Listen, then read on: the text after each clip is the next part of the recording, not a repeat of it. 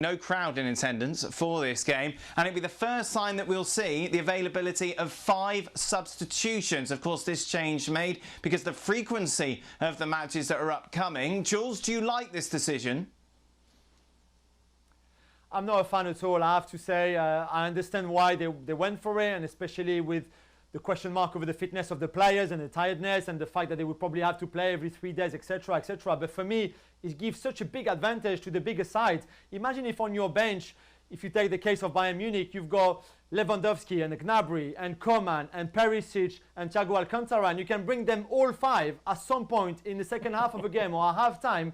And if you play against a team that doesn't have as many stars or great players or players who can turn a game around, it's such a disadvantage. And that's why I don't like it. I think it's really unfair to smaller clubs and smaller sides. Don? Oh, I was so willing and wanting to have a go at Julia and say, how can you not want 5 substitutes? But he does make a compelling case. I would lean towards what Jules mentioned early on when he said the lack of fitness. Worst lawyer ever. Before the show, Don was like, "No, I think it's a good idea. I think it's great." Idea. 2 sentences from Jules and he's crumbled. That's it. Dan, you know me on this show. I can buckle very, very easy. You've seen me buckle on this show, and I was all for the 5. I'm still all for the 5 substitutes. But I hear what Julian's saying. If you are buying and you are struggling, and you look to your bench, and you see superstars, Galacticos sitting on the bench, and you can bring all 5 on.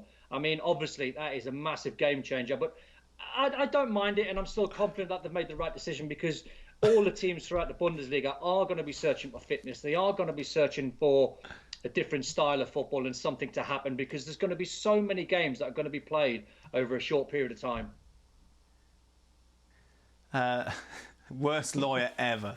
The defending champions and league leaders, of course, in action on Sunday. They're away against Union Berlin. Robert Lewandowski has been in sensational form so far this season.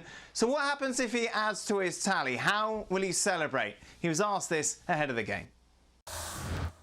This is what we could do, because sometimes automatically that you go to your teammates to celebrate the goal, celebrate situation. Now that will be a little bit like with distance, and I don't know what will be happening during the game or during the or after the goal. So for sure that we want to celebrate all together, but we have to accept that is now maybe impossible, and they found the new way to celebrate it.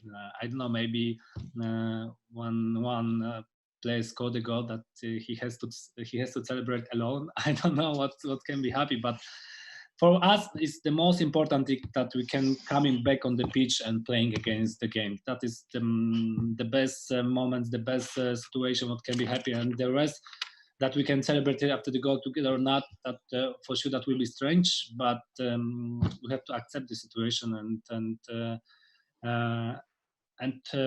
playing and show the best football what we can to do.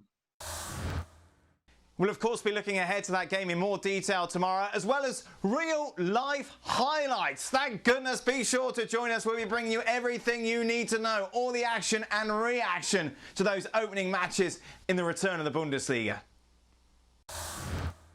Well, thank you very much for watching ESPN on YouTube. For more sports highlights and analysis, be sure to download the ESPN app. And for live streaming, premium content, and let's not forget as well, ESPN FC 7 days a week, subscribe to ESPN+.